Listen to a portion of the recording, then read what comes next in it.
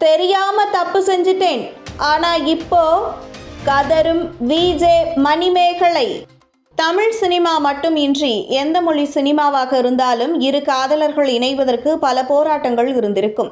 எளிதாக நடைபெற்றாலும் அதற்கு பிறகு அவர்கள் அந்த வாழ்க்கையில் எப்படி முன்னேறி வருகிறார்கள் என்பது குறித்த படத்திலும் அந்த தம்பதிகள் அதிக கஷ்டத்தை தாண்டி உயர்வதை காண்பிப்பார். அதே சமயத்தில் ஒரு காதலர் தன் காதலியை கரம் பிடிப்பதற்கு பல போராட்டங்களை சந்தித்திருப்பார். நிஜத்தில் இதெல்லாம் நடக்குமா, என்ன கதை என்று கூட சிலர் சினிமாவில் வரும் சில கருத்துகள் மற்றும் கதைகளை கிண்டல் அடிப்பார்கள். ஆனால் நிஜத்திலும் இதுபோன்ற சம்பவங்கள் பல இடங்களில் நடந்து வருகிறது. அதிலும் குறிப்பாக பிரபலமாக இருக்கும் ஒருவருக்கு இதுபோன்ற சம்பவம் நடந்தது பலரால் பேசப்பட்டது. அதாவது தனியார் தொலைக்காட்சியில் தொகுப்பாளினியாக வலம் வந்த விஜே மணிமேகலை 90s கிட்ஸ் மற்றும் 2K கிட்ஸின் ஃபேவரட்டான தொகுப்பாளினி. இவர் ஒருமுறை நடிகரும் இயக்குனருமான ராகவா லாரன்ஸ் உடன் நடனமாடிய ஒரு டான்சரை பார்த்து காதல் வயப்பட்டு பிறகு இருவரும் முழு மனதுடன் காதலிக்க ஆரம்பித்தனர். ஆனால் இவர்களின் காதலுக்கு இருதரப்பிலும் எதிர்ப்புகள் கிளம்ப இருவரும் வீட்டை விட்டு வெளியே வந்து திருமணம் செய்து கொண்டனர்.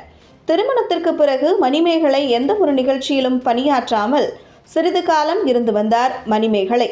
பிறகு பிரபல தனியார் தொலைக்காட்சியான விஜய் டிவியில் ஒளிபரப்பாகப்பட்ட குக் வித் கோமாளி என்ற ஷோவில் கோமாளியாக பணியாற்ற ஆரம்பித்தார். இந்த ஷோ அவருக்கு நல்ல வரவேற்பை கொடுத்தது.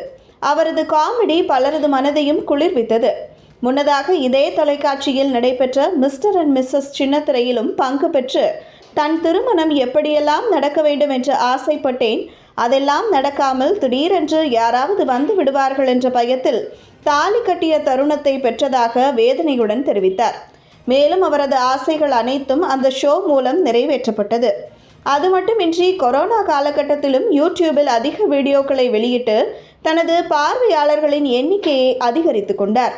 இதனால் அவருக்கு இழந்த வாய்ப்புகள் மீண்டும் கிடைக்க ஆரம்பித்தது. மேலும் பல நிகழ்ச்சிகளில் யூடியூப் சேனலில் எனக்கு கிடைக்கும் வருமானத்தை விட விஜய் டிவி குறைவான வருமானத்தையே கொடுக்கிறதாக கூறியிருக்கிறார்.